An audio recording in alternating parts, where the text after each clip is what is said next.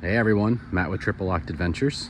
Today we have something a little special for you. We're going to be doing some maintenance on the TLA GX460. So it is our first day that is about 60 degrees, and this has been something I've been meaning to do for quite a while. Today we're going to be replacing all of the body mount bushings on this vehicle, and I want to show you why. So in the front here, you can see that this front bumper has actually started rubbing on the body. It didn't used to do that when it was first installed, but it does do it now. It's actually easiest to show you guys on the other side. This vehicle has 165,000 miles on it, and it has been driven off-road pretty hard. So if you look down here at these body mount bushings, look at the bottom ones and look at those top ones. They're completely collapsed. And that is the case scenario on every single body mount on this vehicle. The front is actually a little bit worse than the rear, but the rear is pretty bad as well. So we're gonna do all these body mount bushings. This is probably not gonna be the most fun job. We gotta disassemble a bunch of stuff and do this. I will cut to the parts that are gonna be going into it here and where I got them from. I'll put links in the description. The other thing that we're gonna be doing today, which is pretty controversial, is a body lift.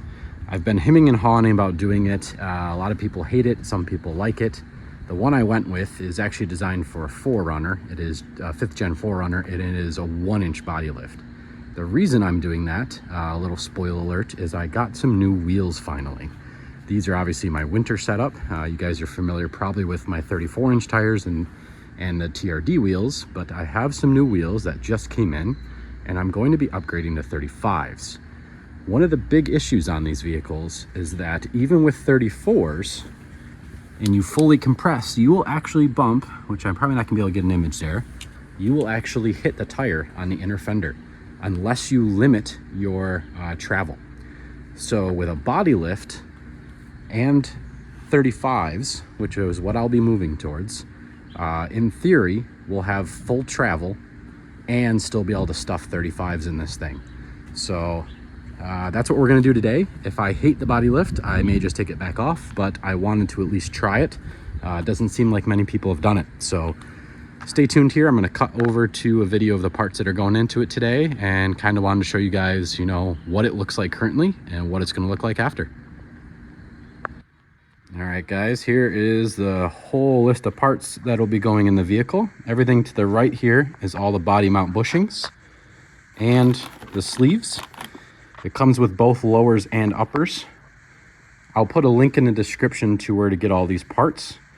This one is from Flat Out Motorsports. It's actually imported from overseas. They are an OEM quality, I guess you want to say, replacement. They make full kits for a bunch of different vehicles. And then on the left here is the body lift that I went with. Toy Tech is what most people go with. They have been out of stock for the last 4 to 5 months. So I went with a company called Michaela's Lift. He makes all these parts. You know, you've got your 6 backs, your 2 fronts. He even includes the extra hardware, extra length hardware with nuts and washers, and the spacers to bring down the radiator, the 1-inch that this lift goes. So we'll see how this goes, guys. We'll cut over to some video work of us doing some work on it. It'll be kind of sporadic because Danielle and I will both be doing it. We'll see how this goes. All right, guys, want to do a little progress update and show you where we are. So we've taken a bunch of the interior part. We've pretty much gotten to the point where we can access all the body mount bolts. So I wanted to show you what you would need to do to get there. I'll make a note in the very back of the vehicle, but otherwise doesn't matter if you have a modified or stock vehicle. This applies to everybody. So actually, let's start at the very, very front. There are 8 total body mount bolts. Because I have an aftermarket bumper, this ARB bumper, it is actually pretty easy to access the front one. As you can see, it's right there. The top of the bolt is up here and the bottom of the bolt is there. So this is easy. On a stock vehicle, you may need to take off your factory bumper and shield. I'm not sure. Like I said, mine's aftermarket, so this is what I had to do. On the very front driver's side, you have to take off this sill panel. There is a connector because that has, at least on my vehicle, it lights up. So there's a little connector underneath that you have to just press and undo. You also have to take off the little kick panel over here. There's just a little rubber piece that you would unscrew that goes there. This whole thing pops off. You pop this off, and somebody had worked on my vehicle before and actually broken off the styrofoam piece. This is typically actually held in there, but these were actually already broken on mine. I don't know where in its life somebody would have taken that off, but they did. And that down there's a little rubber cover. Let me see if I can find where I put the little rubber cover here. Somewhere, there it is. That would be on that spot. So you just pull that little rubber cover up, and you would then see the body mount bolt for the very front there, or sort of the second one. Underneath, that is right behind the infamous cab mount, which is right there.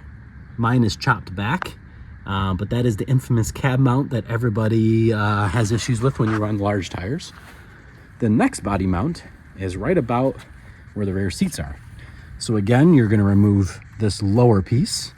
There's actually, I think you remove this top piece first. There's a plastic piece here. There's two little covers you pop off, and there's screws underneath them. You take off this lower piece as well. You can fold this back, and then there's another rubber cover like this. That'll be right there. And that's your back body mount. Underneath, let's see if I can get under here. That one is gonna be right here. Super easy to get to. While we're under here, the very backmost one is right there, as you can see. Might not be as visible if you have a factory bumper. I have an aftermarket bumper. And this is where the big note is. I have Dobinson's rear drawers. If you have a factory vehicle, I'm not sure how much you need to take out. My guess would be you would need to take out the full rear seats, plastics and everything. And what you need to do is be able to pull these plastics to the side. You can see maybe right there, there was a rubber cover on that as well. And that's how you access those bolts. And same thing on this side. You can barely see it. I pulled these back just enough to be able to get back there because I really didn't want to uninstall everything. But that is what you need to do to get to the back ones. And then the same thing would be on these other sides as well, just mirroring the other side. So, you know, you're taking off the plastics, you're getting back there, there's your body mount. Same thing in the front. You're gonna pop this panel off down here, the kick panel, pull this back, and there would be a rubber cover there for that one. Now, the driver's front has been an absolute disaster for us. This took us probably an hour. I actually had to take the fender liner out. You have to get the washer fluid tank out. As you can see, this one is hidden here. The bolt is accessible only up there, but this guy actually sits up in there and blocks this whole thing. So you have to get the windshield washer out in order to even get to it. That is a disaster. There are one bolt, two bolts, so there's two that are accessible from inside the fender liner, and then there's actually one, as you can see, which was completely trashed, is actually up. So it's right underneath where that metal bracket is. You can kind of see my finger sticking out. It would go there. I actually had to end up cutting this. I'm going to be doing a washer fluid tank unplanned, but I'm going to be doing an upgrade because this is an issue with 35s, and well, that bolt did not come out. It just kept spinning and spinning and spinning and spinning, and here we are. We had to cut this thing off. It's been an hour to get just that out. I did have to unbolt my reservoir. If you don't have a reservoir shock, not the end of the world. It's just kind of hanging there. But yeah, so that was how we got to this point. Our next step is to loosen all the bolts on only one side of the vehicle. We're then going to jack up the vehicle on the one side and start replacing these bushings. Like I said, we are going to add in a body lift. We'll see how that goes. I'm a little nervous about that part. There's not a whole lot of reviews online of how people have done that, but we're going to do it. Just wanted to give you a progress update on where we're at, and we'll cut to the next part. All right, guys, little update. We just loosened all the bolts, and I wanted to show you where you need to jack from to get the body up. So I'm using a 4x4, and underneath here, there's a spot on the frame you can kind of see there that you jack from. That allows you to lift the body up, and as you can see, it's pretty high up, but you need to get it high enough up that you can get your old bushings out and get the new ones in. So it looks ridiculous right now, but it will come down some because the bushings that are on there you know, have to be decompressed. So that is the current update. We'll show you one side done once it's all set, and yeah, hopefully the gaps aren't that big, but we'll see. You should see Danielle's face. Show everybody your face. This was her idea, guys. All right, guys, so she's all back together. We got all new body mount bushings. We ended up putting the body lift on one side of the vehicle and then took it right back off. It just was too much on the panel gap, so we decided not to use it. The whole reason in buying it was to try to get full travel out of the 35s. For now, we're gonna keep it in our toolbox. We may end up adding it later, but really this video is about the body mount bushings. So we have all new bushings in. Danielle's doing some kind of final assembly on the rear trunk.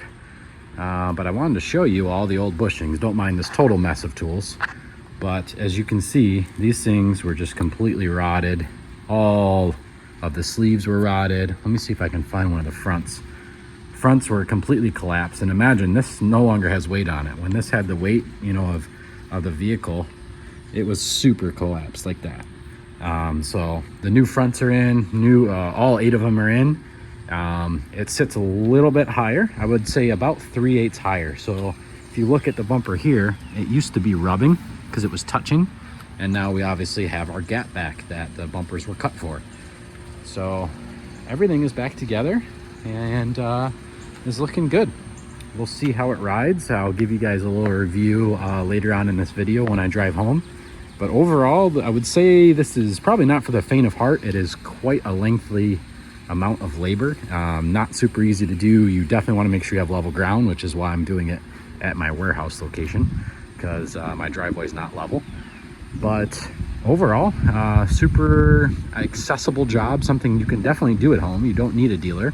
You really just need some good tools, a jack, and like a 4x4 or a nice 2x4 or something like that. All right, guys, so I'm driving home. First impressions immediately out of driving it out of the driveway, or work lot, I guess you want to say, is that everything feels more taut. Everything feels more supple. So like before, bumps would kind of give you this like little jiggle and kind of these rough feelings. Everything just feels more dampened now, and much more taut is the best term for it. It just feels like a new truck again. It's kind of wild. I'll pull out in the traffic here. It's my wife in front of me in her Jeep Grand Cherokee Trailhawk edition. I know, we have a Lexus and a Jeep in the family. Kind of fell into that Jeep. There's a whole story behind that. But we'll pull out here and merge into some traffic.